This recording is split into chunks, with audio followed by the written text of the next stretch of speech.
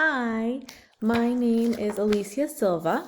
I am going over reaction number 8 for Chemistry 1021.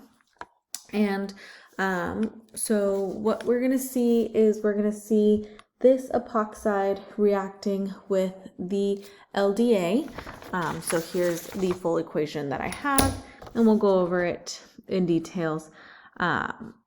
So what I have is the epoxide going to react with the LDA, the lithium diisopropyl pylamine. And so that is a huge base that wants to take away the adjacent hydrogen that we have on the epoxide over here.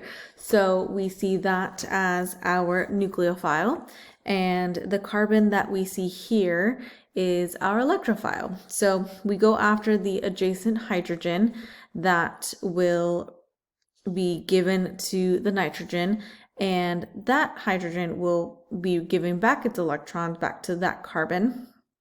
So that makes this carbon a double bond, but that also opens up the epoxide that is here, and that actually causes for an E2 reaction that we have previously learned. And then that moves over to this intermediate product where the epoxide is opened. We see the double bond on the 5th carbon, and the oxygen is now with a negative charge. So they were told that we're doing curves and we're going to do an acid workup to make it to the final product that we see here. So this oxygen actually wants to do the acid workup and take back a hydrogen.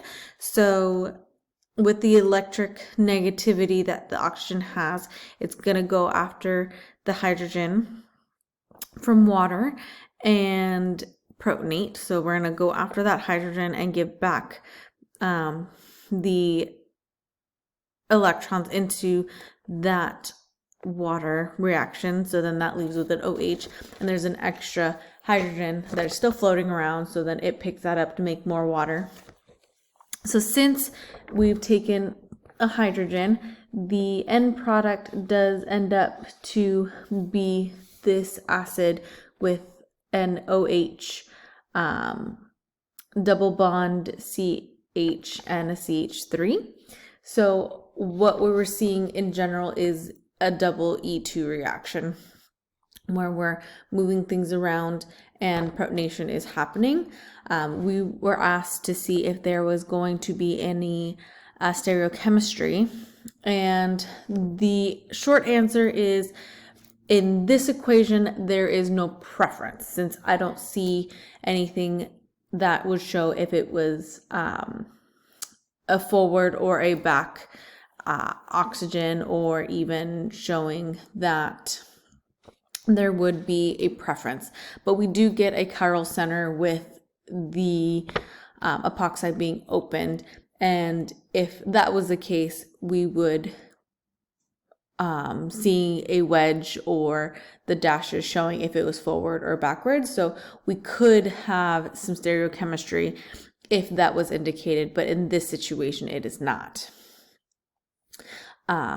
We would also see the electron flow as we go through the equation, as we see that the LDA is a negative charged huge base, and the hydrogen is a positively charged atom. So then that steals that, and we again start seeing where the oxygen is negatively charged and where we are taking the positive charges from the hydrogen and giving those back to the intermediate products or even the end product to figure out where we would see the reaction.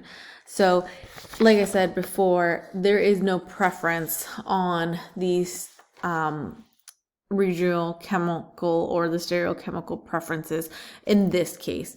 But if there was any wedges or if there was any dashes showing which is forward and which is back, we would definitely see a preference. And so just trying to go through all the questions, and the nucleophile is the lithium diazopropyl pylamide. The fifth carbon is our electrophile, and we're moving the atoms around so that we are able to create the double bonds. And so at the end, we do have a product that has 2 double bonds, an OH because of the acid workup, and just another methyl group at the end. So it actually took me a long time to figure this out because I couldn't figure out where and which hydrogen was actually being taken. But going back through previous work, I could and ask for help. I could see that we were going to take it from the adjacent hydrogen to be able to make the reaction move forward.